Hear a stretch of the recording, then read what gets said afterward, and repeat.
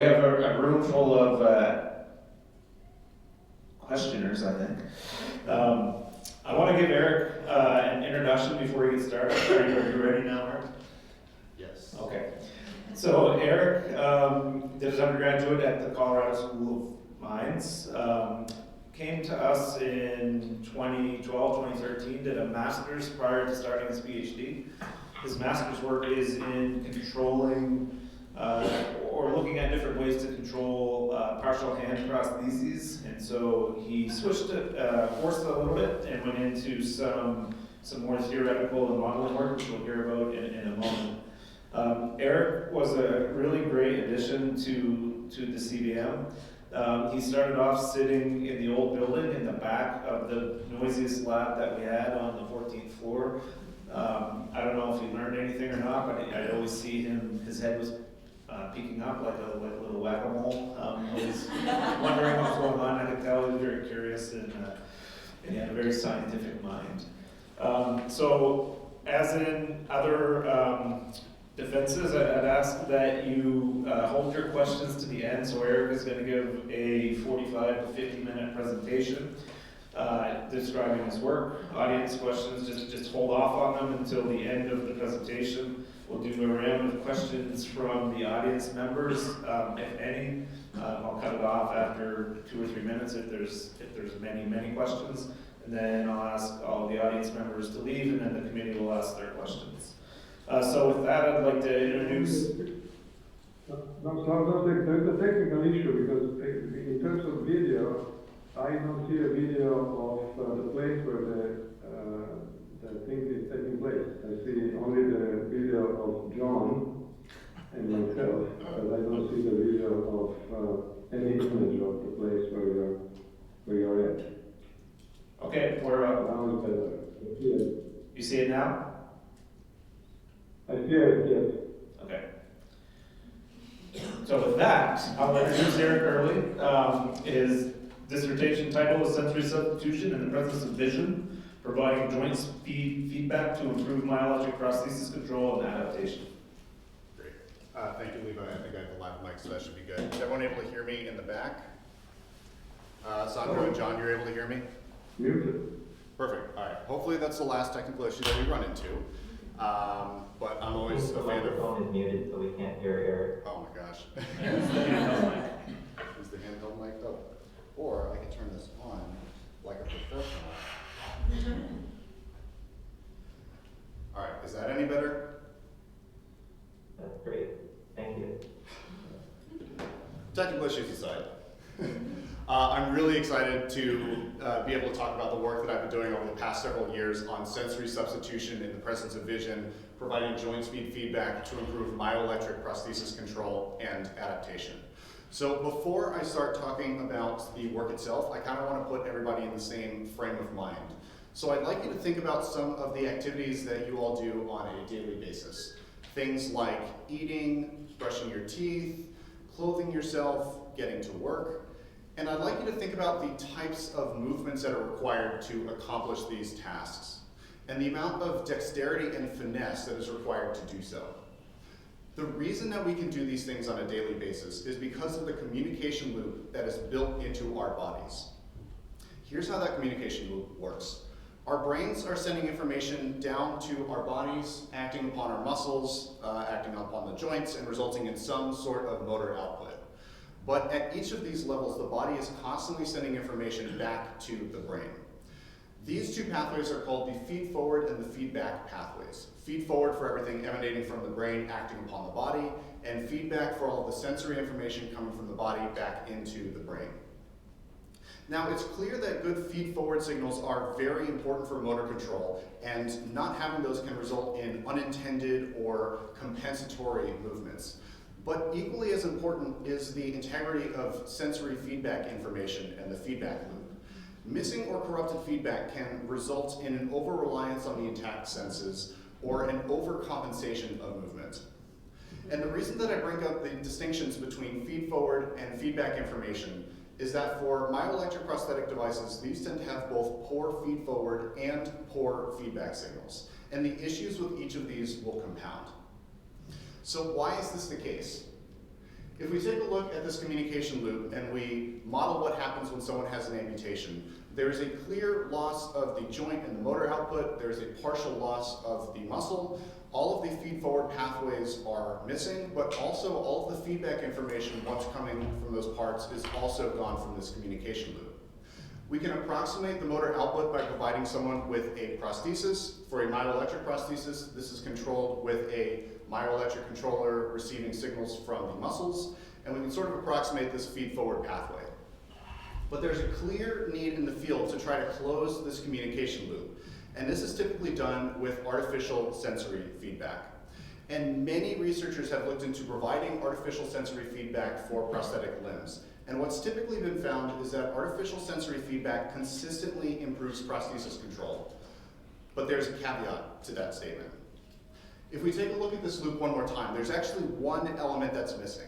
And that is that although we're trying to close this communication loop, in a sense, the loop is already closed with incidental feedback. Things like the vibration or the sound of the prosthetic motors as it operates. But what I will be focusing on here is the presence of visual feedback, the sight of what the prosthesis is doing. So the caveat here is that artificial sensory feedback only consistently improves prosthesis control when sight of the prosthesis is obscured. But when sight of the prosthesis becomes available, benefits start to become inconsistent across studies. Some studies will show a benefit and some studies will not. So why is that the case? When the brain receives two sources of information, two sources of the same piece of information, it will combine these into a single estimate according to their uncertainty. Vision is an extremely precise sensory modality and is the dominant source of feedback for prosthesis users. It is the main way that someone using a prosthesis understands what their prosthesis is doing. What this means is that if I am providing artificial sensory feedback and it has a high degree of uncertainty compared to the precision of vision, users are going to continue to rely primarily on vision. So this brings up the question, how can we ensure that artificial sensory feedback is not being ignored in the presence of vision? And the approach that I took in this thesis was to try to provide information that vision can't provide well, which is information about speed. So, the purpose of this thesis was to develop an artificial sensory feedback system for myoelectric prostheses that improves reaching performance and adaptation even in the presence of vision. I accomplished this in 3 steps. First, I took a look at the visual speed perception of biomimetic arm motions, so how we perceive different types of arm movements. From here, I developed a sensory feedback system and tested this during reaching tasks with non-amputee subjects, and finally tested the same protocol with transradial amputee subjects. So for the rest of this talk, I'm going to present these 3 aims, followed by some concluding remarks kind of tying everything together. So with that, I'm going to dive into my first aim on visual speed perception of biomimetic arm motions. I'm doing great at this so far. The question that we're asking here is, what is the uncertainty of visual information? And there's some prior research that we can build on here to at least give us a starting point. Prior research suggests that vision is very good at determining the static location of objects, or position. But prior research also suggests that vision is worse at estimating speed than position. We are better at knowing where something is than we are at knowing how fast it's moving. So right off the bat, this suggests that we should provide sensory feedback for prostheses about speed. But what we don't know is how well vision perceives different types of biomimetic arm speeds. Now, what do I mean by different types of speeds? You can imagine that you're standing on the side of the road and you watch a bus drive by you in the street. You might define the speed of that bus as an absolute speed. It is the speed of the bus relative to the street beneath it. On that same bus, imagine that there's a person walking in the same direction, and you might have a question about how fast that person is walking. You might define that as a relative speed. It is the speed of the person walking relative to the speed of the bus. And I make this distinction between the two because the perception of these different types of speeds may differ depending on their reference frame. So it's not so much that we should provide feedback about speed, so much as it is that we should provide feedback about the type of speed with the greatest degree of uncertainty. So the purpose of this first study was to quantify visual perception of arm speeds, to identify the speed with the greatest degree of uncertainty, and to supplement vision with auditory feedback. So the first question here is, what type of speed is most uncertain when it comes to arm speeds? If we consider arm speeds as being movement in sort of a planar reach with the shoulder and the elbow, we can consider three types of speeds as being relevant here. You might define the speed of the shoulder relative to the torso as an absolute speed. In the same way, you might define the speed of the elbow relative to the movement of the shoulder as a joint speed or a relative speed. And finally, we can define the Cartesian movement of the hand as a sort of linear speed. So for this set of experiments, I created virtual representations of these three types of speeds on a computer screen and had subjects observe these speeds to identify sort of which was faster. So the link of interest here was highlighted in green to help draw subjects to the speed I was asking them to comment on. The way that this series of psychophysics experiments ran was that I would show my subject two examples of the speed of interest. In one example, the speed would be faster than the other. What I'm asking my subjects to do here is to identify which of the two stimuli was faster. If they guess this correctly, on the following trial, I would decrease the difference in speeds between the two, making the question more difficult. But if they guessed incorrectly, I would increase the difference in speeds, making the question easier. And then I would repeat this process ad nauseum until one of my subjects fell asleep and had to redo the experiment. The rest of my subjects commented that this was the most boring experiment that they've ever done in their life. But these are the types of sacrifices that we make in the pursuit of science. So as these speed differences are increasing and decreasing, what I'm doing over time with these repeated observations is I'm eventually converging on something called the just noticeable difference. What the just noticeable difference represents is the difference in speeds, that if I were to show you this difference in speeds multiple times in a row, you would guess correctly which one is faster about 84% of the time. And specifically, the 84% just noticeable difference has a unique trait that it is linearly correlated with the uncertainty of the underlying estimator. In other words, it is correlated with the amount of uncertainty in our visual estimates. So I looked at these three different types of speed definitions across three different nominal speeds: slow, medium, and fast. You can see those nominal speeds on the x-axis here, increasing speed moving towards the right. The uncertainty is shown on the y-axis. And the main takeaway from this first study is that joint speed is perceived with the highest degree of uncertainty compared to either absolute rotational speeds or linear speeds. Now, of particular interest here is this top point with an uncertainty of greater than 50%. What's happening here is that the joint speed is moving at 30 degrees per second, but the reference frame, or the speed of the proximal link, is moving at 60 degrees per second. So the reference frame is twice as fast as the speed I'm asking my subjects to observe. And this brought about another line of questions. Is the reason the uncertainty is so high here simply because there's more movement on the screen? Or is it something about the ratio between the reference frame speed and the joint speed that is causing this high uncertainty? So we ran a second set of experiments on asking when joint speed has the highest degree of uncertainty. Because now I'm only interested in joint speed, what I've done is I've just highlighted the joint between these two links in these visual examples. The difference between the stimuli I provided here is that as you move more towards the right, I added larger differences in the reference frame speed between my stimuli. What this means is that for the most extreme condition on the right, one reference frame would be moving at 60 degrees per second, the other reference frame would move at 120 degrees per second, but regardless of what's happening with the reference frame, I'm still asking my subjects to identify which joint speed is faster. So again, running these three different conditions across three nominal speeds, the trend that I found here is that uncertainty increases with larger shifts in the reference frame speed. So as the reference frame is more inconsistent between these observations, the amount of uncertainty with these visual estimates increases. Finally, we wanted to know, is it possible to provide artificial feedback to improve joint speed discrimination? So I took the most difficult task from this last experiment. I now provided my subjects with auditory feedback that was pitch correlated with the joint speed. So as the virtual limb or the joint moved faster on the screen, subjects heard a higher pitched sound played through the auditory feedback.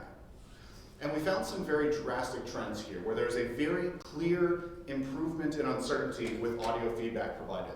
So much so that many of my subjects reported that they were relying entirely on audio and not using vision at all. So the problem had sort of flipped on its head in its way.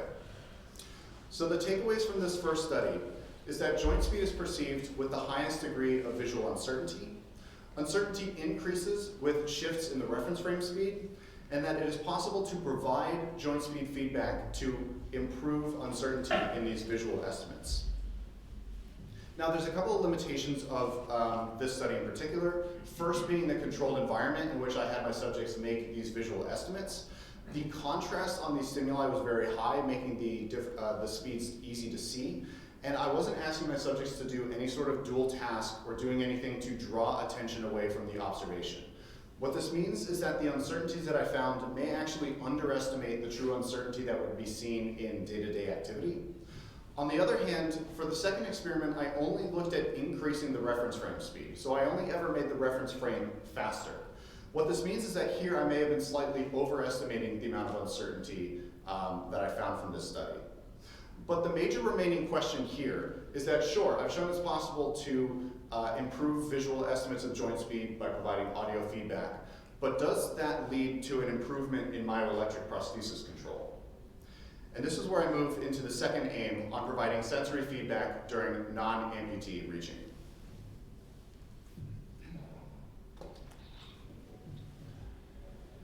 I did it better that time. To evaluate the impact of sensory feedback in this study, we opted to use a center-out reaching task paradigm. The way that this works is that subjects will start with a cursor in a home circle, a target will show up on the screen, and subjects will make a reach out towards that target. What we can do from here is we can measure the amount of error in this reach by simply measuring the Euclidean distance between the endpoint and the target. But what I can also do is I can look at how this distance changes over time and see how subjects are adapting to the errors that are generated from one trial and the following trial. And this provides us with an estimate of adaptation to these reaches. The way I ran this experiment was that I had my subjects controlling a two-arm link, a virtual arm on a computer screen like this. The way I had my target set up on the screen was such that there was only a single limb configuration that could reach each target. What this means is that in addition to looking at errors in endpoint space in Cartesian coordinates, I could also look at the errors between the proximal link angle required to reach the target and the distal link angle. But just looking at these errors in endpoint space and in joint space and this sort of trial-by-trial adaptation only really tells part of the picture. What I'm also interested in is how joint speed feedback might affect what's happening inside of this communication loop. If I'm providing artificial sensory feedback, does that change something inside of the brain? Or does it reduce the amount of uncertainty in our feed-forward signals? So to tackle this question and understand what's happening inside of this control loop, I had to turn to computational motor control theories. A way that you can think about the field of motor control is that it is a relationship between a task that you want to do, such as a target that you want to reach or a limb state or configuration you want to place your arm in, and the motor controls that are required to achieve that task. Our brains have some understanding of the relationship between these two things, and we represent this using something called an internal model. But just as important as the ability to do this sort of forward prediction of how the motor commands are going to result in a resultant limb state is the ability to do the inverse. The ability to work backwards from a finished task and predict the motor commands that resulted in it. So with a motor control type paradigm, what we will do is we'll have subjects repeatedly perform the same task, such as reaching for a target. With each of these trials, there is a small change in the internal model based on the errors that showed up in the previous trial. And what these changes are trying to do is reduce the amount of variability or the amount of error in these reaches for future trials. And we can measure the speed or the rate at which the internal model is adapting to have an understanding of this internal model adaptation, as well as provide some insights into the feed-forward and feedback signal quality.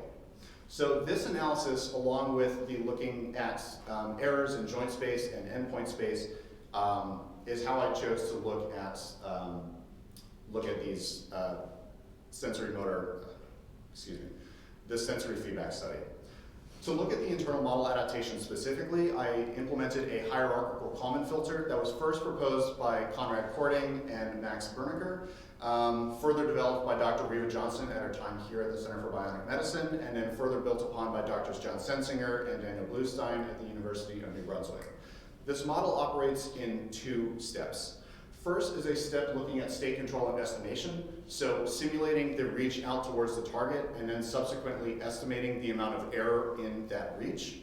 Second is an internal model update, which basically simulates how much does the internal model change based on the amount of error that showed up in that last trial.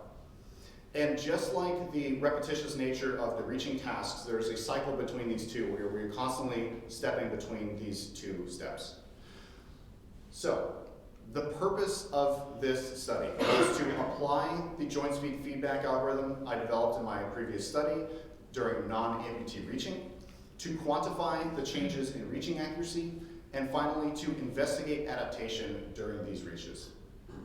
So the reaching task looked like this. I had my non-amputee subjects place their arm in a hand brace that was suspended on a table with a ball-bearing roller cart. This roller cart allowed my subjects to make planar reaches with their elbow in a relatively low friction environment, and the hand brace allowed my subjects to make isometric contractions with the wrist. I placed a goniometer over my subject's elbow, measuring their elbow angle, and I placed EMG sensors over the flexor and extensor compartments of the forearm, measuring their wrist EMG. These 2 sensors were used to control a virtual limb on a computer screen, where the angle from the goniometer controlled the position of the proximal link, and the amplitude of the EMG sensors controlled the speed of the distal link, similar to how a myoelectric prosthesis might be controlled in combination with movement of the biological elbow. In addition, for my feedback conditions, I had the same feedback paradigm from my previous study, where the speed of that distal link was correlated with the pitch that subjects heard with auditory feedback. So for the study itself, subjects started with their the virtual limb in a home position. A target would show up on screen, and subjects would reach out towards that target. As they did so, this audio feedback would be played based on the speed of that joint. The ball that you see on the screen is a timing indicator. Subjects had 500 milliseconds to reach from the home circle out towards the target and come to a stop. And this is done to try to approximate ballistic movement. In other words, we wanted these reaches out towards the target to rely only on feed-forward commands, and we didn't want there to be enough time for feedback to make its way back into a brain and adjust the reaches mid-flight. So with this experimental paradigm, I ran 2 experimental blocks. First, a steady state block where I was not changing anything about the controller. I was just asking subjects to reach towards the targets and measuring their errors. I would have my subjects either reach towards the same target repeatedly, which gave me insights into their motor control plan while relying on a more target-specific plan. In addition, I had subjects reach towards different targets on each trial, and this gave me more information about how subjects might use a more target-agnostic motor plan. But the purpose of these steady-state reaches was to test the self-generated errors from these reaches, as well as how subjects are adapting to these self-generated errors. In addition to the steady-state block, I ran a perturbation block. In this block, I had subjects make reaches towards random targets, after which I would perturb the dynamics of the system. I would increase the gain of the EMG sensor so that the same amount of EMG being generated would result in faster movement of the wrist. And this would increase errors in their reaches. I would then have subjects reach towards the same target repeatedly or towards different targets. I then removed the perturbation and repeated this cycle. And what I'm testing here is how my subjects adapt to externally generated errors and perturbations. So when I am adding errors into the system, how do you change your motor plan in order to adjust to this new control paradigm? So to dive into the results, I'm going to start with the steady state errors, starting with just endpoint distance between the endpoint and the target. You can see the 4 targets that I had available on the x-axis reaches towards the same target are shown in the plot on top, reaches towards different targets are shown on the bottom. This is going to be the same throughout the rest of these results. The trend that I found here is that when my non-amputee subjects were provided with joint speed feedback, there was a lower endpoint error. In addition to looking at the endpoint errors, we can take a look at the errors in joint space. So the error between the elbow angle and the wrist angle from what was required to achieve the target. The elbow errors are shown on the left two plots, the wrist errors are shown on the right two plots, and the trends that we found here was that there was lower elbow and wrist errors with joint speed feedback provided. Moving on to the trial-by-trial adaptation analysis and seeing how subjects are adapting to their own self-generated errors. The way that this is typically analyzed is to plot the amount of error on one trial on the x-axis, and then plot the amount of correction that subjects made on the following trial on the y-axis. So these data might look something like this. We can then fit a line to these data, and we can extract the adaptation rate from here. Now, this is the way that adaptation rate has been studied in the past, but a study in 2018 came out suggesting that the adaptation rate calculated from this method is actually biased towards an adaptation rate of 1. And indeed, if you were to place just Gaussian data in here and try to fit the adaptation rate, theoretically you should get an adaptation rate of close to 1. So the adaptation rate is maybe not a great metric to use, but something else that we can use from this is something that I call the bias. This is the x-intercept. It represents the amount of error on one trial that results in 0 correction on the following trial. In other words, it is an idea of the amount of compensation in either the elbow movement or in the wrist movement. So looking at the bias for the elbow on the left and the wrist on the right, one of the first trends that you'll see is that the elbow and the wrist had opposite biases. What I suspect is happening here is that subjects are strategically underreaching with the wrist, which was controlled with EMG, and then to compensate for this and try to minimize the amount of endpoint error while reaching towards the target, they would overcompensate and overreach slightly with the elbow. Looking at the differences that we see between feedback conditions here, what I found was some evidence of lower elbow bias with feedback available. Finally, taking a look at this hierarchical Kalman filter, there's 2 metrics that I implemented from this. First is the internal model adaptation rate, which is the speed at which the internal model is adapting to the self-generated errors.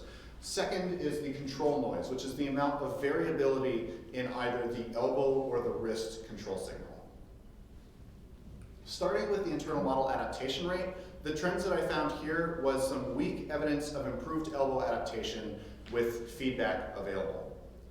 For the control noise, the first main difference that we see is that there's a much larger control noise for the wrist, which was controlled via EMG, than for the elbow, which was controlled with sort of the biological elbow. But the differences that we see between feedback conditions here is, again, some weak evidence of reduced elbow control noise. Finally, taking a look at the results from this perturbation block, where we're looking at adaptation to external perturbations. This is an example of what these data might look like.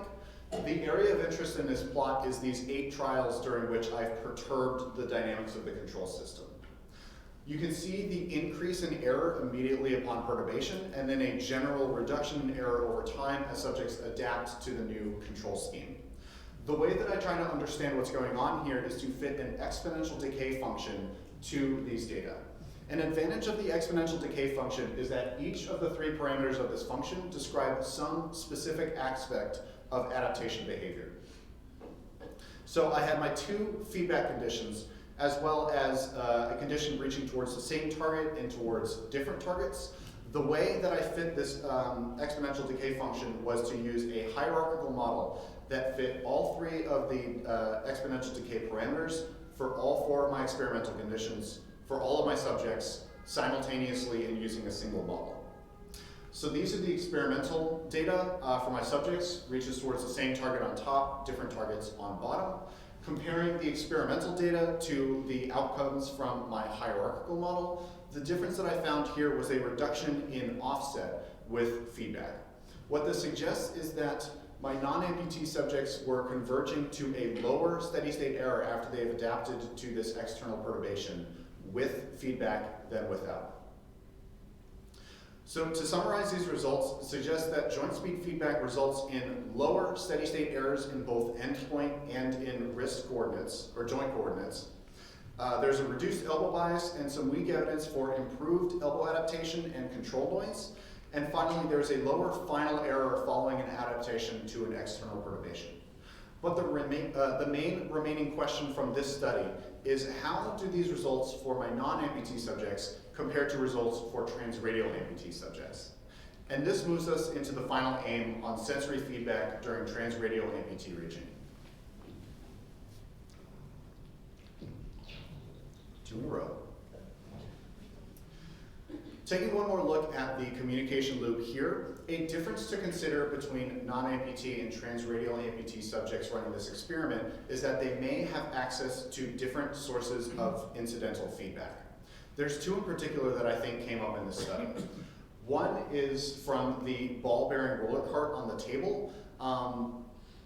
The sound of the ball bearings moving on the table produced an audible noise, and that noise may have been correlated with the speed of the elbow movement, providing an additional estimate of how fast the elbow is moving. In addition, the hand brace was used to allow my subjects to make isometric contractions with the wrist. But what this also meant is that as my subjects produced wrist forces, it was opposed with an opposition force from the hand brace. The tactile sensation of that opposing force may have encoded some estimate of the amount of force generation, the amount of EMG generation, which ultimately correlates with the speed of the distal link on the screen. So because my non-amputee subjects may have had additional sources of incidental feedback, artificial sensory feedback may confer different benefits to transradial amputee subjects. So the purpose of this final study was, again, to implement my joint speed feedback system during transradial amputee reaching, to compare the changes in reaching accuracy between transradial and non-amputee subjects, and finally to investigate adaptation during reaches. The experimental setup looked very similar to that for my non-amputee subjects. You can see the goniometer placed over my subject's elbow, measuring his elbow angle. He also had EMG sensors, again, placed over the flexor and extensor compartments of the residual forearm, measuring EMG from wrist forces. The reaching task on the screen was exactly the same. The main difference between my non-amputee and my transradial amputee protocols is the number of trials that I had my subjects do. And in order to mitigate or prevent subject fatigue, I had to reduce the number of trials that I ran. But aside from that, the architecture of the trials themselves in these 2 experimental blocks was the same. So taking a look at the steady state block results, starting with the endpoint error between the endpoint and the target. Again, reaches towards the same targets are on the plot on top, reaches towards different targets are on the plot on bottom. The main takeaway from here is that my transradial amputee subjects showed lower endpoint errors with feedback available. Taking a look now at the errors in joint space for the elbow and the wrist angles. The trend that I found here was evidence of lower wrist errors with feedback, but unlike for my non-amputee subjects, I didn't see any significant differences in error for my transradial amputee subjects of the elbow. Taking a look at the trial-by-trial adaptation analysis and looking at the bias or the amount of compensation in the elbow and the wrist, again, you can see the opposite trends between the elbow and wrist, suggesting that my subjects were underreaching with the myoelectric wrist control and overreaching slightly with the elbow. The trends that I found here was evidence of lower elbow and wrist bias with joint speed feedback. Taking a look at the outcomes from the hierarchical Kalman filter, looking at the internal model adaptation and the control noise, the trend that I found here was evidence of reduced wrist adaptation with feedback, which is interesting for 2 reasons. One, my non-amputee subjects showed differences in the elbow, whereas my transradial amputee subjects are showing differences in the wrist. Secondly, while my non-amputee subjects showed an improvement in internal model adaptation, here I found a reduction in wrist adaptation. Taking a look at the control noise, we again saw the trend of the drastically increased control noise for the myoelectric controlled wrist compared to the positional controlled elbow, a much higher increase for my transradial amputee subjects than my non-amputee subjects. But the trends that I found here was some weak evidence of reduced control noise for the wrist with feedback available. Finally, taking a look at adaptation to external perturbations. Again, I was trying to fit this exponential decay function to my subject's data. However, the hierarchical model that I had used previously couldn't fit my data, likely due to the smaller amount of data that I had available, but also due to the variability in my transradial amputee subjects' reaches. So instead, I fit an individual model to each subject and condition, and then I compared the parameter values that way. What that means is that for each of my experimental conditions, I fit 6 exponential decay functions, 1 for each of my 6 subjects. I then pooled together all of the gains, all of the decay rates, and all of the offsets, and made my statistical comparisons that way. These are the experimental data for my transradial amputee subjects, and you can see the increased amount of variability makes it difficult to see the sort of adaptation trends over time. And this extended into the statistical analysis, where I found no clear differences in adaptation behavior. So rather than presenting or summarizing my transradial amputee subject results in isolation, I think it's more interesting to draw a side-by-side comparison with that of my non-amputee results. So starting with the steady state errors, both populations showed a reduction in endpoint error and in wrist error.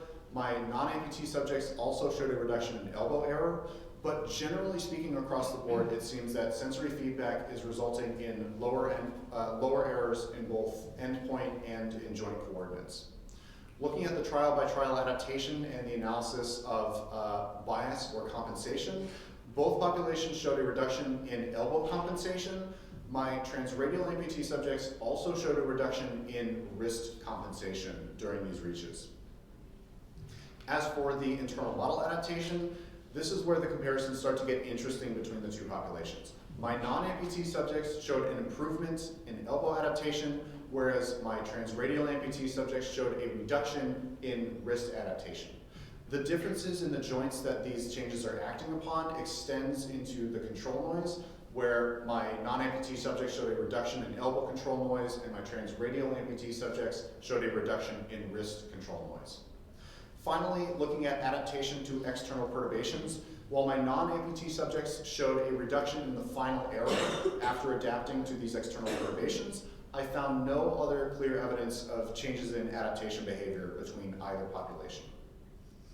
So to address some of the limitations of this study, first was our definition of ballistic movement. Typically speaking, in a motor control experiment, a ballistic movement is defined as 200 milliseconds or less. And this is generally agreed upon as the amount of time that it takes for sensory feedback to make its way back into the brain and adjust the motor plan during a reach. Because we were using myoelectric control, I had to make a compromise and extend my reaches out to 500 milliseconds. And what this means is that it is possible that some feedback information was making its way back to the brain and changing the motor plans during these reaches. Another compromise that we made during this experiment was the decision to look at multiple targets.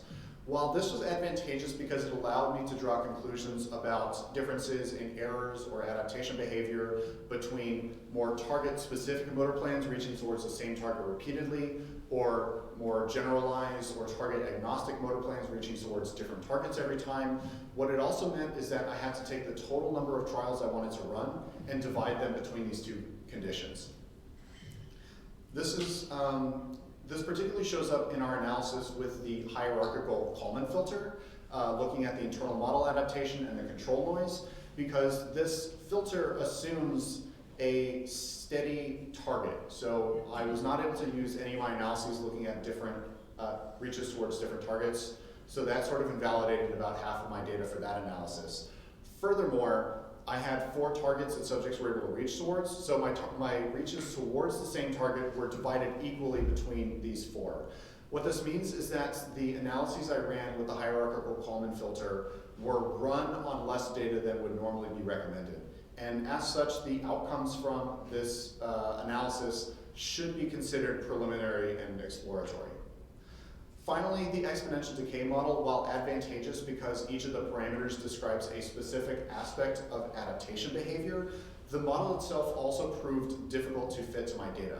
I was able to use this hierarchical model with my non-amputee data because of the amount of data I had available, but this model didn't work for my transradial amputee subjects, even after attempting bootstrapping to increase the amount of data available. It's possible that using a Bayesian approach rather than a frequentist approach to fit the parameters of this model may have resulted in more stable parameter estimates, but this wasn't something that I've looked into in the course of this work. So finally, to wrap everything up and kind of pull everything together, as a reminder, the purpose of my thesis was to develop an artificial sensory feedback system for myoelectric prostheses that improves reaching performance and adaptation, even in the presence of vision. And I did this with 3 specific aims. First, looking at visual speed perception of biomimetic arm motions. From here, I developed a sensory feedback system and tested it during center-out reaching tasks with non-amputee and transradial amputee subjects.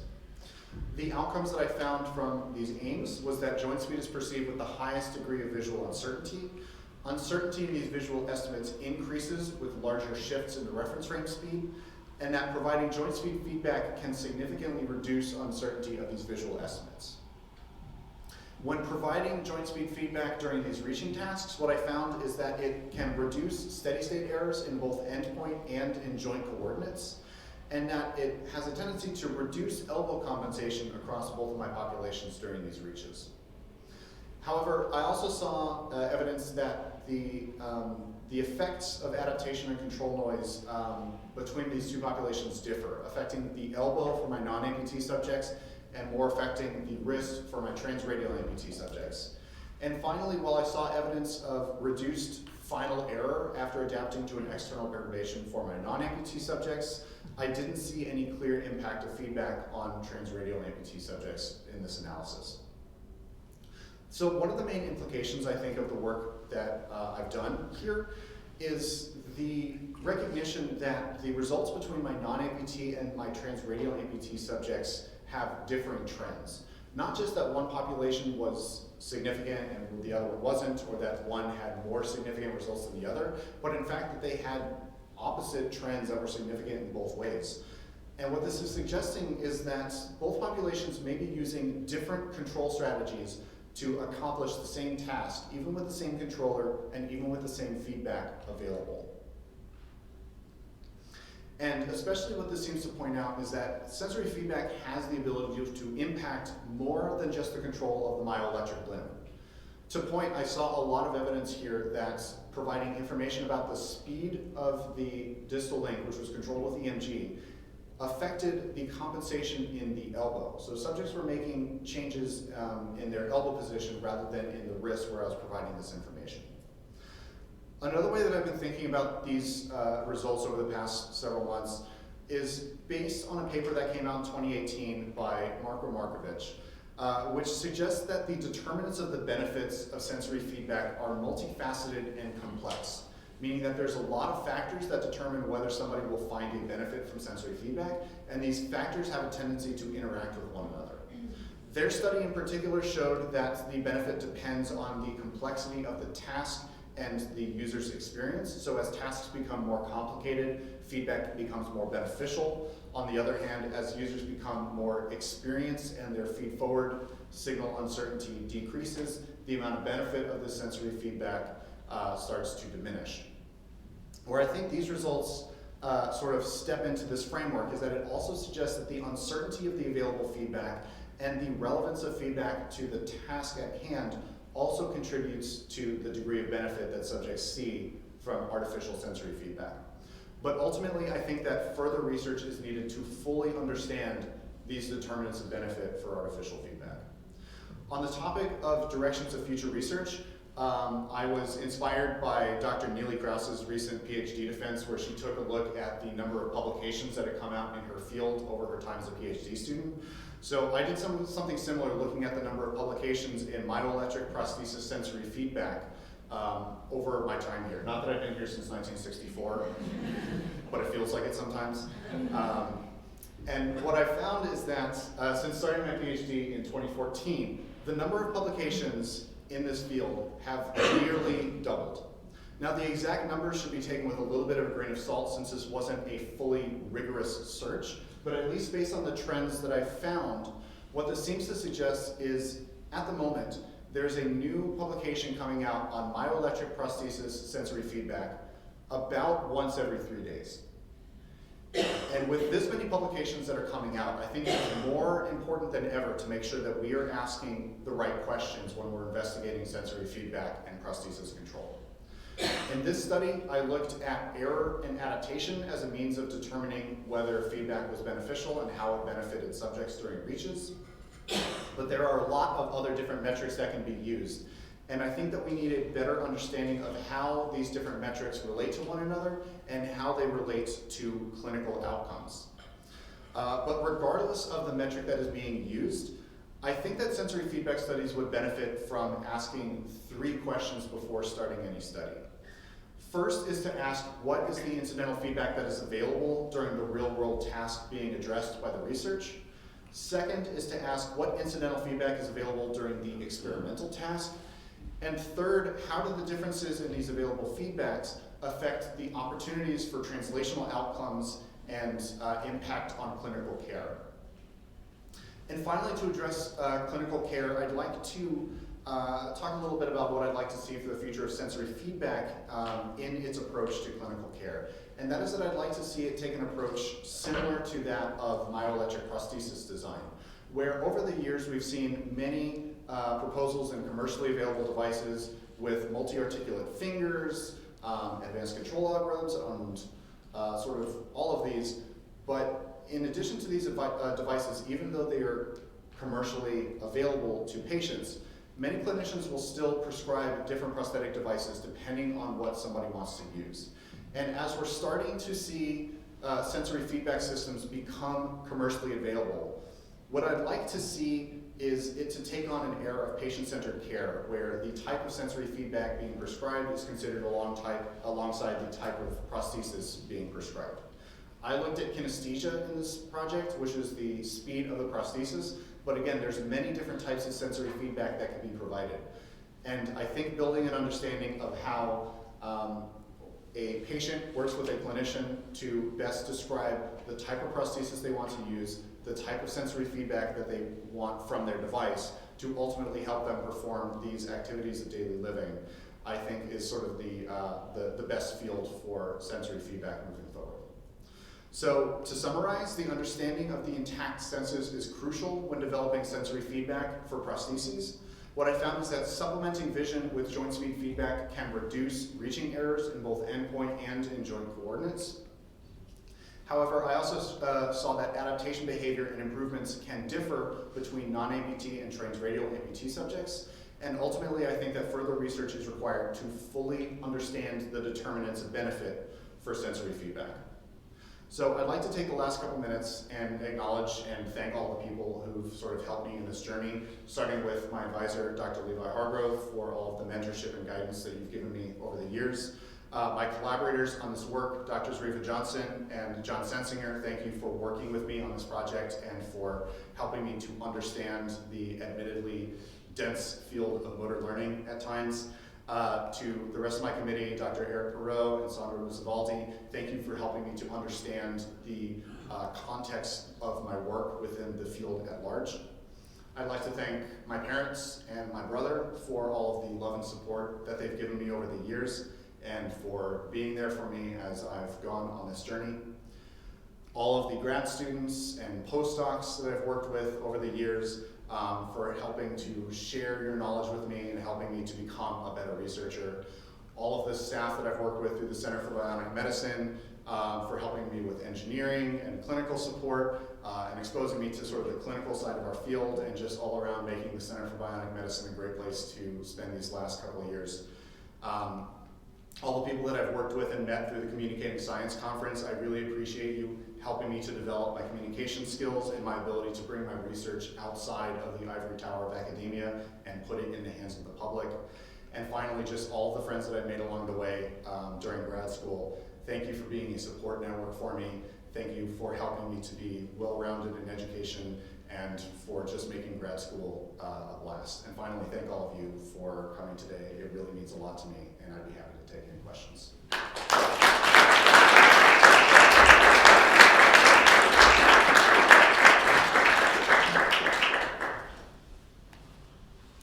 So we'll take a few questions if there are any. I'm going to run with the mic so that John and Sandro can hear the question. Got to be a question, at least one. Oh, I did great. Doctor side.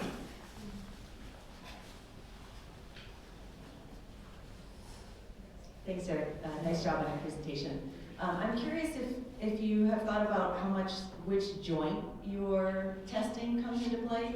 So you moved the elbow based on goniometer and wrist based on EMG, presumably to mimic transradial amputee. Right. But if you were working with transhumeral amputee, if you're doing the shoulder versus the elbow, if you've thought about if any of your results would change based on the level. Yeah, so I initially started this project by emulating a transhumeral prosthesis, so simultaneous control of like the elbow and the wrist, for example, with transhumeral amputees who had targeted muscle reinnervation. I do think that the differences that you will see differences in the results depending on the level of amputation. I think most of it comes from the in essence, the control noise with either positional control or myoelectric control. What I think was happening during this experiment in particular, the reason we saw so much adaptation or compensation with the elbow is because the elbow had very low control signal noise. And so if subjects are trying to reach out for a target and their goal is to try to reach that target with sort of a minimum amount of variability and a minimum amount of error, sort of the way to do that is to use your elbow as much as possible because you know what that outcome is going to be, and try to rely a little bit less on the myoelectric control. And that's why we were seeing strategic underreaching with the wrist, because it was velocity controlled. So with the EMG signal, the less that you move it, the less uncertainty there's going to be in where you end up, and then you can overcompensate a little bit more with the elbow. If I were to test this with the 2 degrees of freedom, both being myoelectric, I suspect I would see a little bit less of that sort of compensatory movement. But if there were differences, it would show up in the fact that given that the links are both the same length, the movement of the proximal link has sort of a greater impact on how close the endpoint gets to the target than the movement of the distal link. Any other questions? Time for one more if there are any. Jennifer. In your first aim, how did you come up with auditory as the secondary feedback modality? So that's a really good question. The reason that I use auditory feedback in both the first aim and kind of throughout the rest of the project is not because I think that prosthesis users should be walking around with noise-canceling headphones, but because it is also an extremely precise modality. Our pitch perception is really, really good. We can determine differences of pitch of less than 1% while you're within the range of a piano, and if you're providing sensory feedback outside of that, you're doing something wrong. What this means is that the trends that I'm seeing when I'm providing subjects with joint speed feedback, if I don't see any differences in adaptation behavior or errors or anything like that, I know that it's something about how people are incorporating feedback into their system, and not because the feedback system I'm providing has a high degree of uncertainty. If I were to use something that other people have used, something like a tactile motor, which just vibrates on the side of the arm, I don't know that I would be sure if the amount of uncertainty in that vibration encoding the speed of the limb is the cause of why I didn't see results, or if it was because of how people are incorporating this information into their control plan. All right, well, thanks, Eric. That was a great presentation. So I'm going to ask everyone except for Eric Perot to clear the room so that we can have the private portion of the events. I'm going to ask if I'm not live streaming a question for you. Yeah, I'm good. Thank you. So John and Sandra, just hold tight for just a moment. Substitution.